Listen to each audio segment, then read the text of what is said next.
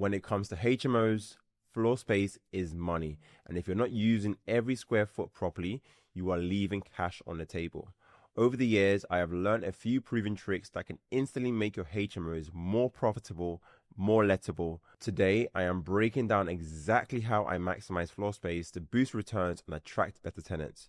Let's dive in. So let's look into this deal and how I maximize the space within this property. As you can see from the pictures, a very large property. This is a 4-bedroom property that I bought in the West Midlands, Coventry. You see the bedrooms upstairs, and on the loft floor, it has a cellar as well, so a basement floor as well. The 2 lounge. It's a huge property, as you can see. This is about, I think, 220 meters squared. So a very large Victorian house on a great street right by the station.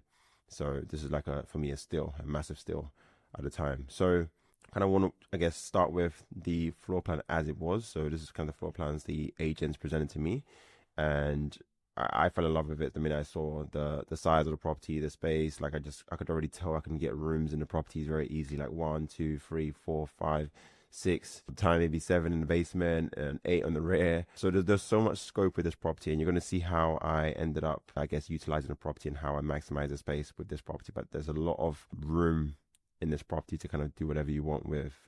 This could have easily been a 10-bedroom HMO. If I wanted to get very, very creative. But you see what I did in the end, how I went through the different stages. So let's go through the first architecture drawings. So here you can see the house redrawn. So in essence, the lounge that went downstairs, everything you pretty much saw on the visual picture before, just kind of showing a bit more of the house. So this is what was kind of resketched by the architect. And then what I'm going to do is I'm going to put a side by side for you to be able to see what the differences were on the first revision of drawings that came back. All right, so you can see the drawings side by side of the existing drawings versus the proposed drawings. So initially, we're going to go in at a 7-bedroom HMO and very quickly realize we're underutilizing the space. So again, a big thing you want to see these properties that you want to maximize space within the property to get the most value for the property. This, kind of put some context around this property I bought at £325,000 from memory. And that's quite a higher price than kind of your average 3-bedroom house. But this is a 4-bedroom house, very large house. So to kind of put comparisons, you're probably spending maybe $250 to maybe $280 to get a 3-bedroom house in the area of a good size, where you can kind of convert into a 7-bedroom HMO. So I kind of realized very quickly this isn't going to make sense. But I'll walk you through the drawings and then you can kind of see why I ended up potentially doing something different to allow us to maximize the property even further. So very easily, obviously walking into the house, very easy, you can get a room on your ground floor. So the 60 meter squared room, 30 meter squared on the second room, which is basically the dining room, and obviously the back-to-back en-suites placed as well. So with HMOs, you want to make sure you have symmetry with your en-suites to allow the plumbing work to be very easily flow. So obviously you can see that they're all aligned. The house, so from the loft floor all the way down to the first floor to the ground floor, the pipes can run through down into each and then down the ground and outside to the drainage. So just to, I guess, highlight, obviously the kitchen dining area had a 24 meter squared, which again was ample for the number of people having in this property. And all the rooms, you can tell as well, all above 10 meters squared, which again helps with the kitchen and dining room requirements. So we decided as well to put a room on the rear. So this is an 11 meter squared room on the rear with an ensuite as well. So that's 3 on the ground floor already, and then 3 on the first floor. You can see there's 21 meter squared room, and again back-to-back ensuite with this 30 meter squared room and this 17 meter square on the rear.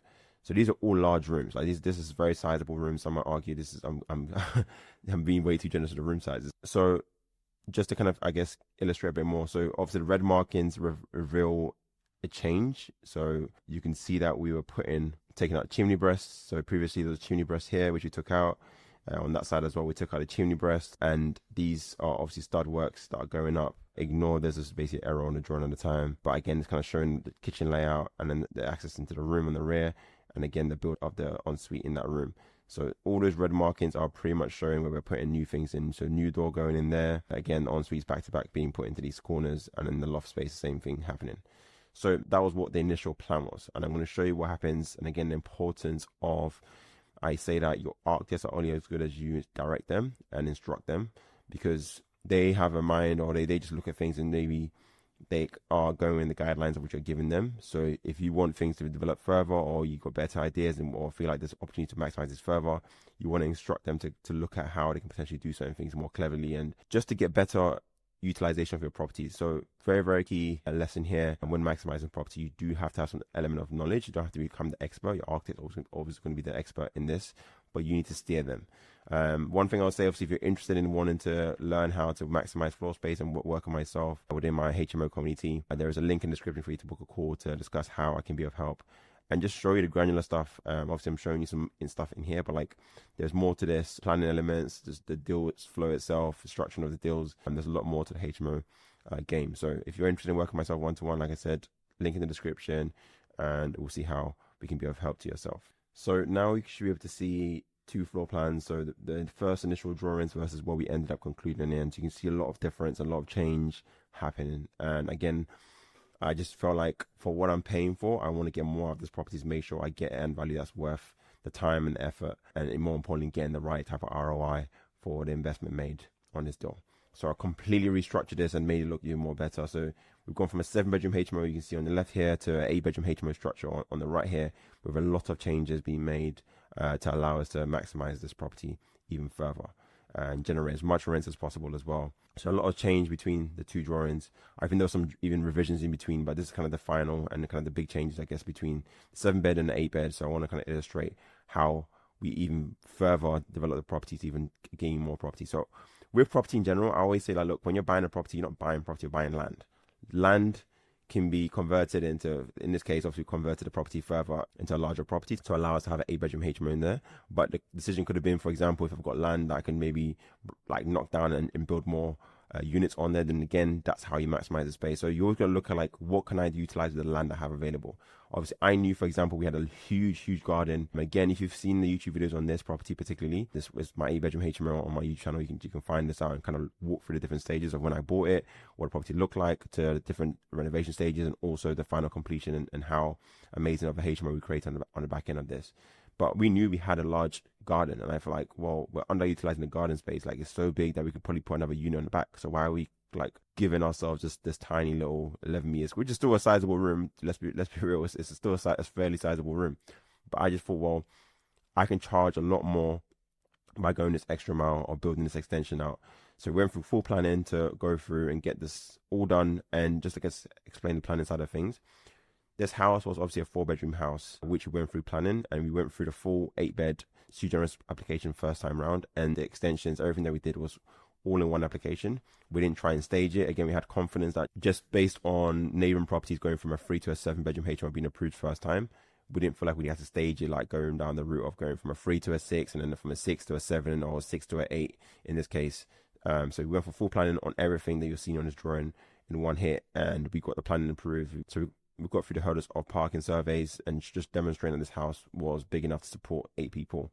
And yeah, so just to kind of, I guess, break this down further. So obviously nothing much has changed from the ground floor in terms of, what we included here was to now have the kitchenettes being illustrated in the drawing, so you can kind of see how we laid out a kitchenette facility within this room. So any sizable room that we saw, we basically put kitchenette in there to allow us to be able to generate more rents as well. So on the rear, the big change here was we allowed ourselves to obviously extend the property further. So you can see that the wall ends here. We then extended it further by another, I think, from 7 meters from the main wall, maintaining the same width of the property as well. So allowing us to have a 90-meter squared room on the rear with an ensuite on the rear. Again, having a kitchenette facility on the left of the room. So this is, again, another studio room that we obviously built and allowed us to achieve a lot more rent. So like, even just from this property to that property, there's a huge difference in rent achieved across the two, because we've got an additional room and we've got the element of having these studios in there as well, which is allowing us to charge another extra £150 more per room, and depending on the size, obviously, you can even go as high as £200 extra. And I'm so glad I did, because these rooms are now even generating even more rent than what we initially charged when we first started this out. So hence, again, back to my kind of mentality of like long-term thinking, creating bigger rooms, because there's definitely scope for you to increase rent as the market shifts.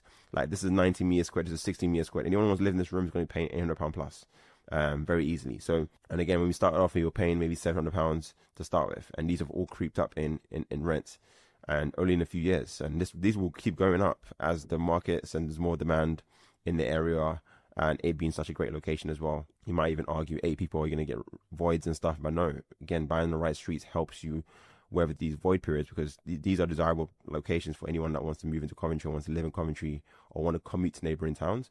They have access to the train station literally a few minutes walk from the house.